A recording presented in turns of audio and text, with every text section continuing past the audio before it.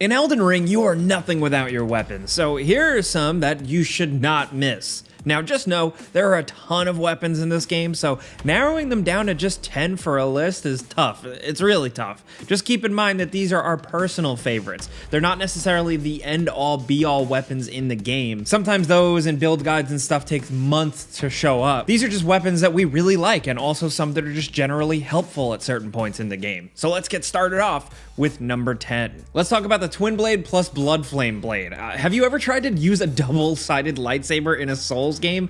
At least in one that's not called Star Wars Jedi Fallen Order? Well, now you can. This hilarious, weird combo was discovered by Reddit user Night Paradox, who used a Twin Blade, which can be found pretty early in the game in the Dragonburnt Ruins, with the Blood Flame Blade incantation, which is dropped from a scarab near the Rose Church in the Liurnia region. Now, if you've got the requisite stat requirements, you can use the Twin Blade and cast the Blood Flame incantation to give your sword a proper lightsaber look and just go nuts.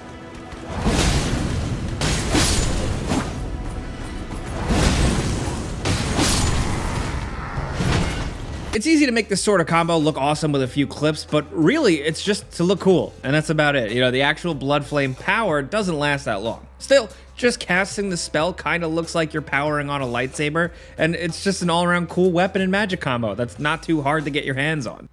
Next, over at number 9, let's talk about Roger's Rapier. Now, if you're going for mostly dexterity-based weapons, then this rapier is something to get for a few reasons. For one, it starts off being a +8 weapon, so it's already been upgraded a lot by the time you get it, and it's totally free and pretty easy to get. All you have to do to get your hands on it is to talk to Roger in the church in Stormvale Castle. Keep talking to him until you run out of new dialogue, then just keep going through the area until you take out Godric, the boss of the area. Roger should appear in the Round Table Hold now.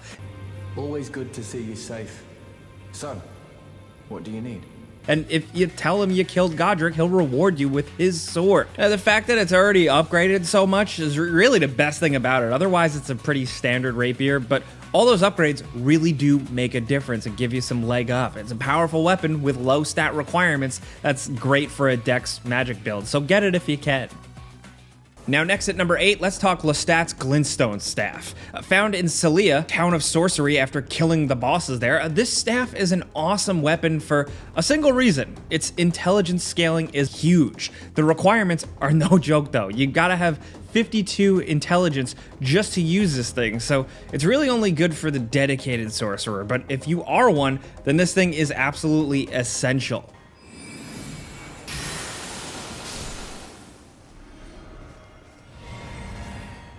Even though Celia is found in Caelid, which is, you know, kind of a dangerous place, the actual town itself isn't that difficult to get through, and as long as you know how to remove the barriers, which isn't hard, you just have to light up a few towers, then you're good to go. On top of being powerful by default, this thing actually enhances your spells and makes them more powerful. It costs more to actually cast this stuff, but it's a noticeable increase. Basically, if you want to use a lot of sorceries, get this staff. Next, over at number 7, let's talk greatswords. First, the Grafted Blade Greatsword. Now, if you want an example of a truly epic weapon in Elden Ring that can be obtained relatively early, then look no further than this monstrosity. It's literally a pile of swords grafted together into one colossal blade thing, with the strength requirements to match its size. You need a whopping 40 strength to be able to properly wield this thing. So for most people, it's gonna be a long time before you ever have a chance to actually use it. But even at the end of the game, it's like one of our favorite bread and butter weapons if you just want to smash some enemies with a giant sword club thing.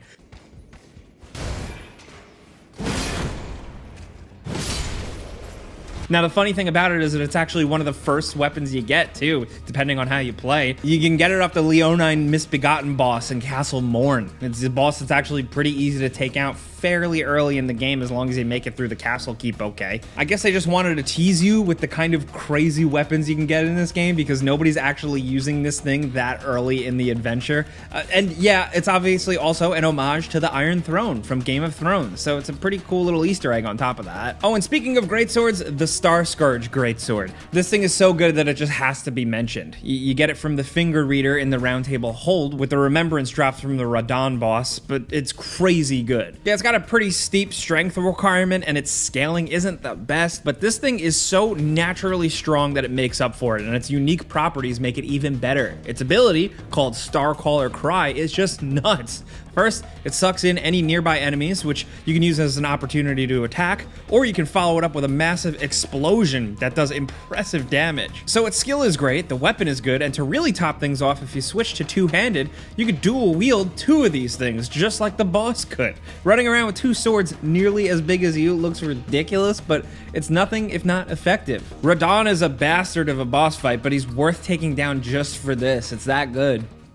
Next, over at number 6, the Sword of Saint Trina. This is a sword with pretty low stat requirements that requires you to brave a pretty dangerous area, but otherwise isn't too hard to get. It's another weapon where its ability is the most impressive thing about it, and while its scaling kinda sucks, that skill really makes up for it in a lot of ways. Now, why is that? It's because the skill is a hilariously powerful Mists of Slumber. It's this ability that does exactly what it sounds like. It spreads out this mist in a wide area that causes any enemy trapped in it to just fall asleep. Now, once they're snoozing, it's incredibly easy to just pick enemies off, making this one of the best weapons to use against large groups of enemies. It's not something that's going to work on every enemy, so it's definitely more of a situational weapon, but for the things it does work on, it's great. So instead of wasting your resources on expensive sleeping pots, just have this weapon equipped for the situations where you want an enemy to pass out. It's incredibly good for that and not really great for anything else.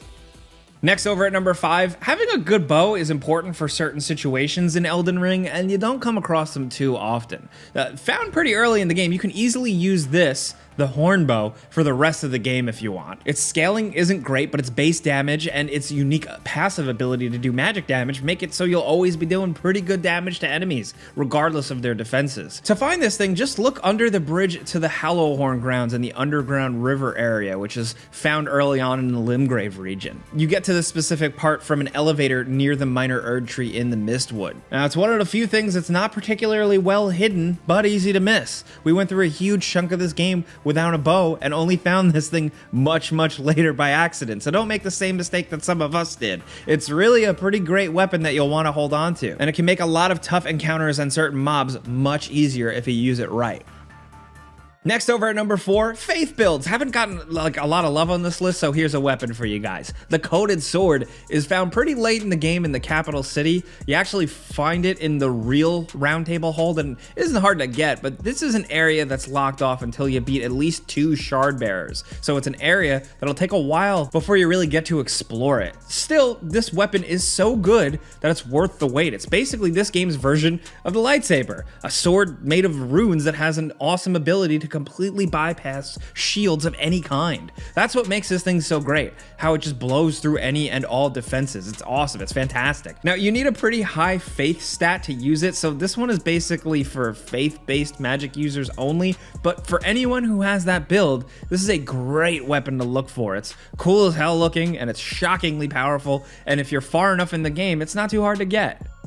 Now, next at number 3, let's talk Marae's Executioner's Sword. This is found pretty late in the game by beating the boss of the Shaded Castle in the Altus region. This greatsword is devastatingly powerful, on top of having an awesome special weapon skill called Dancing Blade, which sends out your sword forward in like a corkscrew attack before spinning like crazy. It's a powerful ability that can destroy enemies from long range. But the one downside to this thing is that it's the very high arcane requirements. The arcane stat is basically like luck. So most people aren't going to have 23 points put in arcane by the time they find this thing. That's the biggest issue with it. But as a weapon, it's a lot of fun to use, and it looks cool as hell on top of that. You can't quite do all the crazy stuff the boss did with this weapon, but you can get pretty close. It's a sword that can fight enemies on its own, and it deserves a mention just for that. Now at number 2, let's talk Moonveil. It's a katana that's perfect for anyone going for dex or intelligence builds, and it's found in the Guile Tunnel right outside of Fort Guile in Caelid and is dropped by the boss there. Now for a katana, this is a weapon that requires some investment in intelligence as well as dexterity. You need 23 intelligence and 18 dexterity just to use this thing. So even though it's possible to get out here early in the game, you'll need to build your character a little before you can properly use it. With both dex scaling and intelligence and scaling, you can put out some really good damage with this thing, but what really makes it great is its weapon skill, called Transient Moonlight. It's a move that you can perform very quickly, which also shoots out a wave of light, making it a powerful tool to fight certain enemies. Any close-range weapon with a ranged attack can be handy in this game, but the speed and power of this particular weapon's special attacks make it really noteworthy.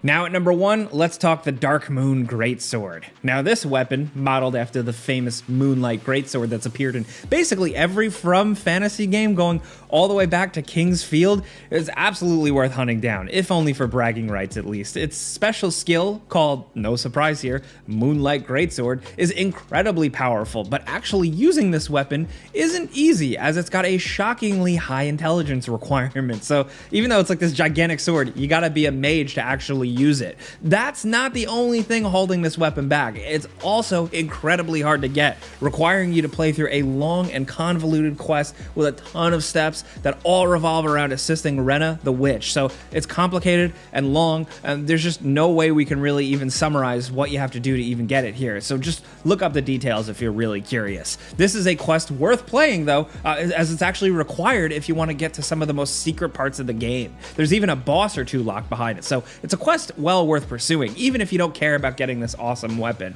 But you should. It's sick. In the right hands, this thing is devastating. It's the ultimate From Software weapon, and you definitely shouldn't miss. Those are some awesome weapons that we like. We got some bonus ones that we think are worth mentioning as well. First, Bloodhound's Fang, because you can get it fairly early on if you pay attention, and I mean, it's got this cool special attack dodge type move that can be really useful. Also, the Nox Flowing Hammer and the Nox Flowing Sword. Just look at these things. They're weapons that twist around like crazy when you use their special ability. They're stretchy weapons that are like weird as hell. How effective they are, we don't really know, but they sure are cool looking. The One-Eyed Shield is worth highlighting. It shoots fireballs, it's ridiculous looking and not super useful, but it's fun to mess around with. And the Inferno Crozier, this is a giant hammer, strong enough on its own, but if you run out of FP and use its special ability, then you get this hilarious animation where your dude runs around with the hammer in front of them like they're using a vacuum cleaner or something, and you can do this as long as you hold the button down. It's not that useful, but it's funny. Also, the Meteorite Staff, just because it's a very good early game staff, you can run into Caelid and get it quick. While you can't upgrade it, it has S scaling right out of the gate, so it'll get you through until mid-game. But those are some weapons we wanted to talk about. Elden Ring is really cool, and there's so much more to talk about, so expect more videos soon. But if you like this, maybe it helped you out, clicking the like button's all you gotta do. We would very much appreciate that. But, as always, thanks for watching, and we'll see you guys next time.